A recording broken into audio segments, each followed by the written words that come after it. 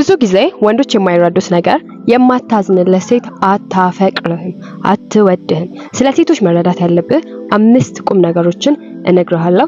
ይህንን ነገር ካወቅክ በኋላ ሴት ልጅ ካንተ ሌላ ወንድ ማሰብ እንኳን እስከማትችል ድረስ ታገለግልሃለች።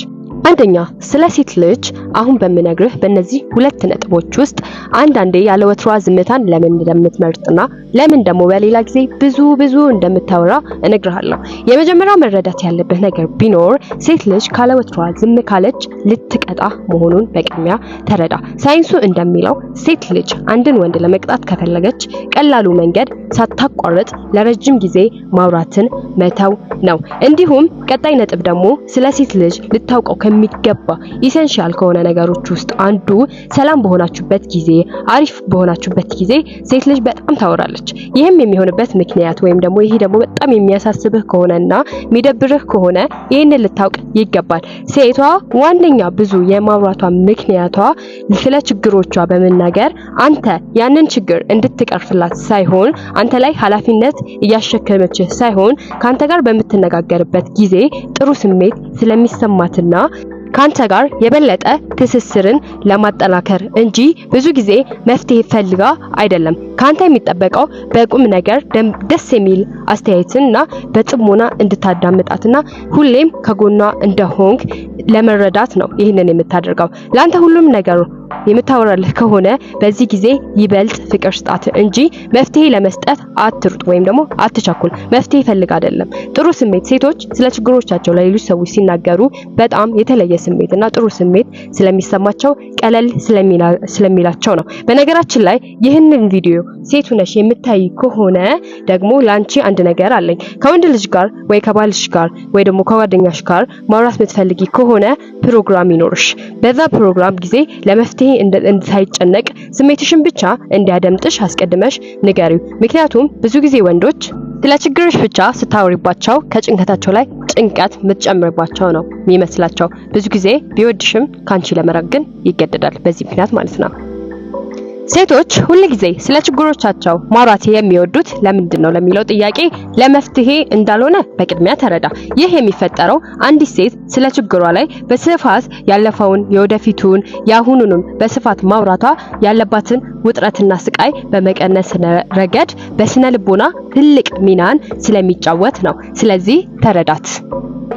በቀጣይ ስለ ሴት ልጅ ማወቅ ካሉብህ ነገሮች ውስጥ ሴቶች በነገሮች ላይ ሲበዛ ያጋነናሉ። ይህ ማለት ሴቶች ስለ ራሳቸው ሆነ ስለ ሌሎች ግላዊ ነገር ወይም ደግሞ ሌሎች ምን አሉ በሚለው ጉዳይ ላይ የተጋነነ አስተያየትን ይሰነዝራሉ።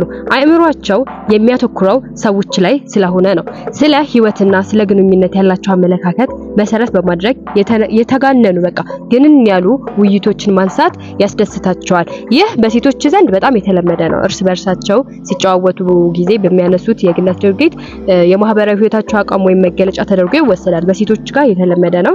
ግን በወንዶች ጋር ሲመጣ ወዲያውኑ ወንዶች ብዙ ጊዜ ፎከስ የሚያደርጉ መረጃ ላይ ስለሆነ ያልሆነ ውሳኔን እንድትወስን ልታደርግህ ትችላለች።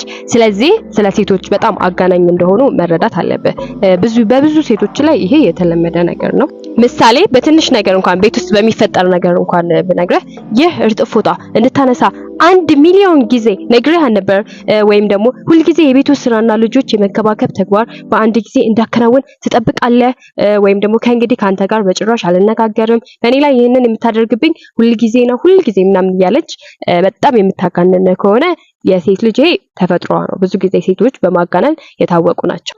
እንደዚህ አይነት የግነት ነገሮች ወንዶችን በጣም ያናድዷቸዋል። ምክንያቱም ወንዶች ሁሉ ጊዜ እውነታ ላይ የተመሰረተ አይምሯቸው ሁሉ እውነታ ላይ የተመሰረተ ነገር ስለሚፈልግ ነገሮችን ለመረዳት ቃላት የሚተረጉሙት ቃል በቃል ነው፣ ቀጥታ ነው የሚተረጉሙት።